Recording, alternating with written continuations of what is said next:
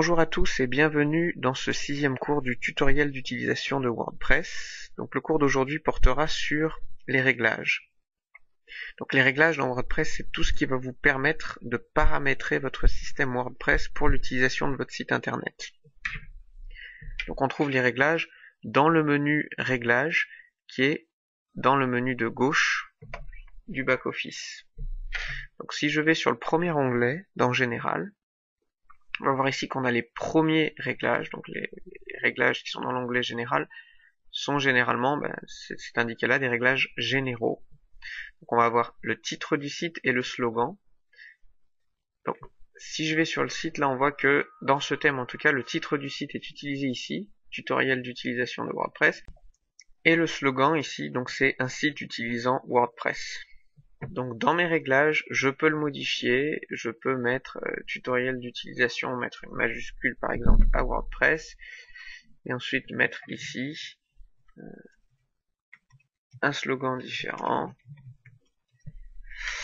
Et donc à chaque fois pour tous les réglages, il faut cliquer en bas sur enregistrer les modifications pour qu'ils soient pris en compte.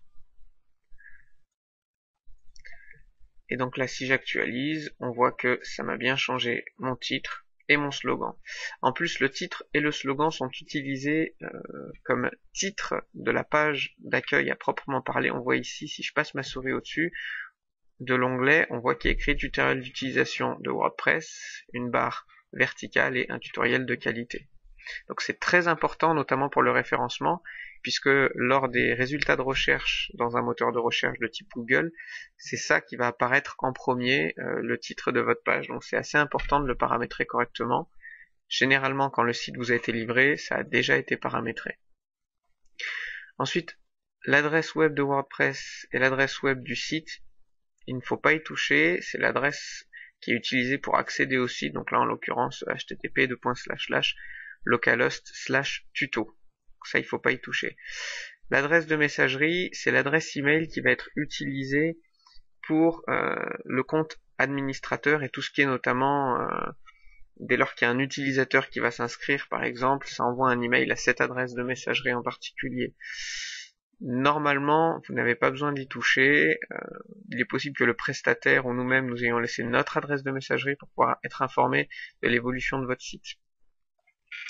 L'inscription, tout le monde peut s'enregistrer. Ça va être que dans certains cas qu'il va falloir cocher cette page, cette case, pardon. Le but, c'est que lorsqu'on coche cette case, n'importe qui peut devenir utilisateur de WordPress. Donc par défaut, c'est jamais coché. Si la case n'est pas cochée et que vous ne savez pas comment vous en servir, il ne faut pas la cocher. En revanche, dans certains cas, si on souhaite que n'importe qui puisse, par exemple pour mettre des commentaires, devenir utilisateur, on peut ici cocher cette case et donc là choisir le statut, le rôle qu'on va attribuer par défaut. Donc, par défaut, on va laisser abonné. L'erreur à ne surtout pas faire ici, c'est de cocher cette case et de mettre par exemple administrateur. Parce que ça veut dire que n'importe qui peut se créer un compte sans votre accord et devenir administrateur instantanément. Ensuite ici ça va être plus des paramétrages de type fuseau horaire, donc là le fuseau horaire, le format de la date lorsqu'on affiche une date par défaut, le format de l'heure et puis le premier jour de la semaine. Donc ensuite le deuxième élément du menu réglage, c'est écriture. Donc là je vais passer très brièvement, ce ne sont pas des choses qui vont vous intéresser particulièrement, il vaut mieux les laisser comme ça. Par exemple, lorsqu'on ajoute un article, on peut choisir dans quelle catégorie par défaut il va s'ajouter si jamais on ne choisit pas de catégorie. On peut sélectionner tout un tas d'informations mais qui vont pas spécialement vous être utiles, donc je vais pas m'attarder sur cette partie-là. Encore une fois, on a toujours le bouton enregistrer les modifications qui se trouve en bas de la page. Ensuite, l'onglet lecture. Donc là, il y a une petite particularité. Donc, le premier élément, la page d'accueil affiche, et là, c'est les derniers articles qui est choisi. C'est ce qui permet d'avoir un rendu de type blog. Donc là, par exemple, j'ai mes 2 articles avec les commentaires, etc. Et c'est ça qui donne l'impression que c'est un blog.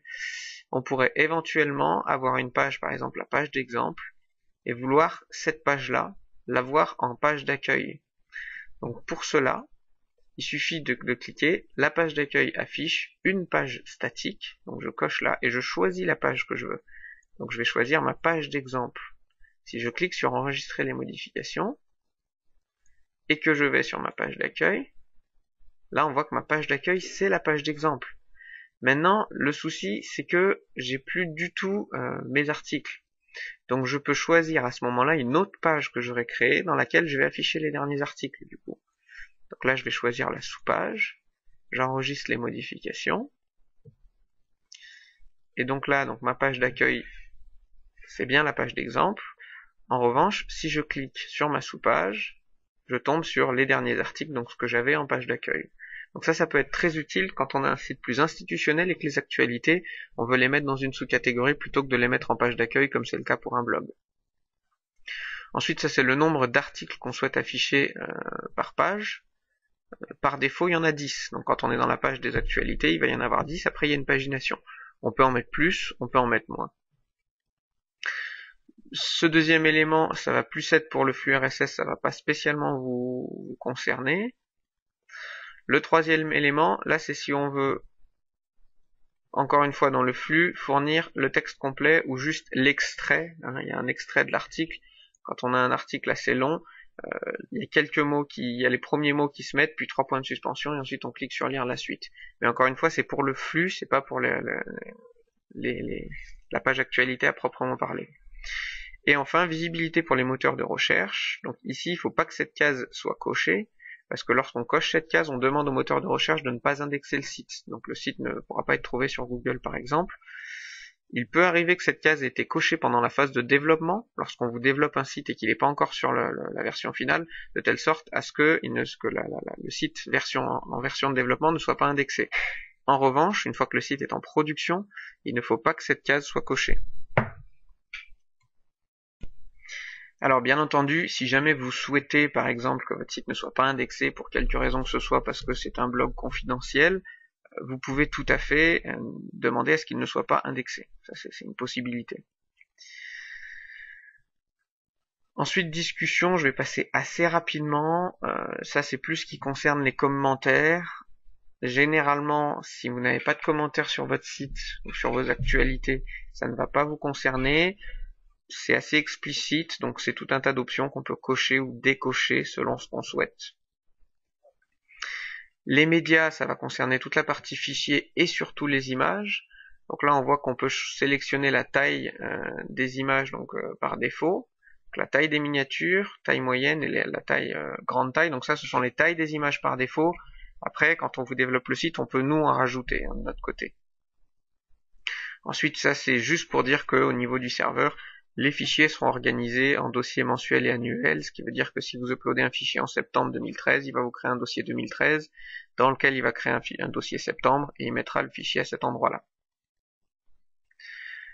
Enfin, les permaliens, alors ça c'est assez important et souvent négligé sur les sites ou les blogs WordPress. Par défaut, on voit qu'on a cette forme d'URL qui est utilisée. Donc les permaliens, c'est ce qui va permettre de définir la forme d'URL des pages. Là, si je vais sur ma page d'accueil, j'ai bien localhost /tuto/.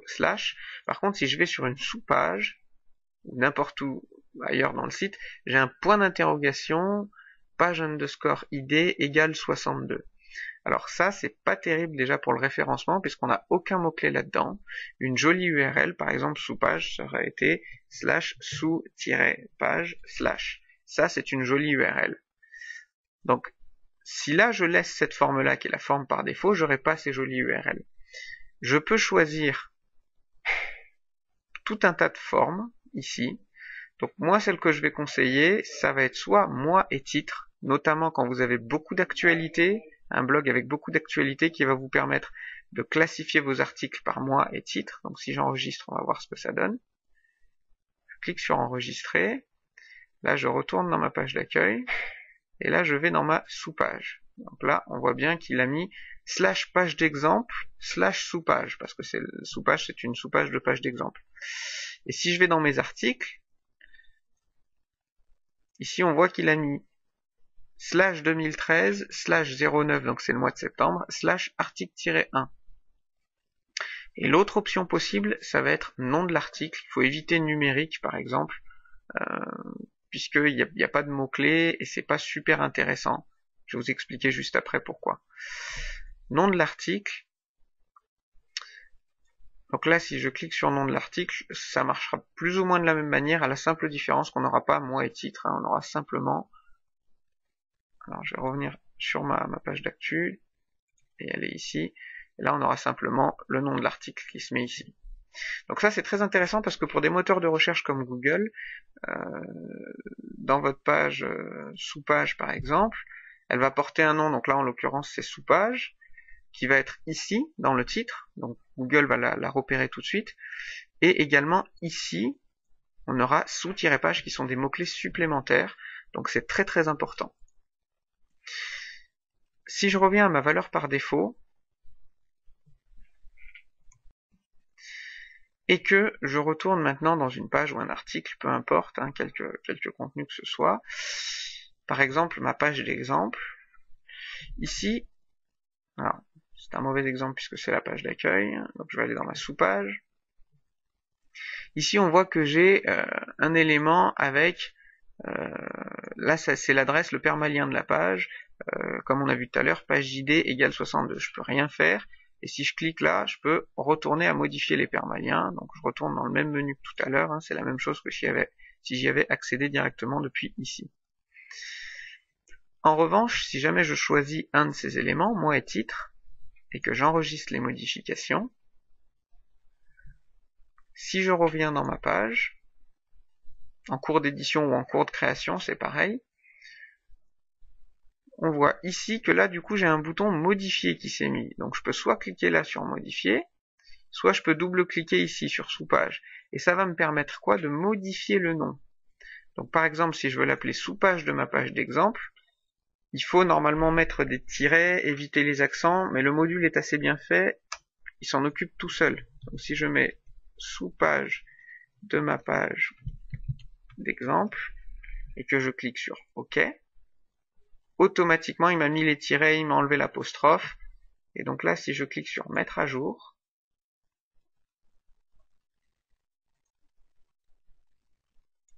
je retourne sur l'accueil, si je clique ici, on voit bien que dans l'adresse j'ai page d'exemple, sous-page de ma page d'exemple. Donc par défaut, lorsqu'on rentre le titre, c'est le titre qui est utilisé pour générer ces mots-clés-là qu'on appelle le slug. Donc retenez bien ce nom-là, on appelle ça le slug. Ça s'écrit S-L-U-G. On appelle ça le slug. Donc c'est le titre par défaut qui est utilisé pour générer le slug. Maintenant, vous pouvez vous choisir de le modifier, notamment si vous voulez rajouter des mots-clés par exemple. Donc c'est tout ce qu'il y a à savoir, du moins pour l'instant, sur les réglages. Il peut éventuellement y avoir d'autres menus dans les réglages. Ça dépendra notamment des extensions, des plugins qui ont été installés. Certains plugins vont rajouter leur menu de réglage en dessous. La règle de base, c'est si vous ne connaissez pas, si vous ne savez pas à quoi ça sert, n'y allez pas. Après, si jamais vous avez besoin de vous en servir dans la formation particulière, cela vous sera expliqué. Donc c'est tout pour ce 6e cours. Merci d'avoir suivi.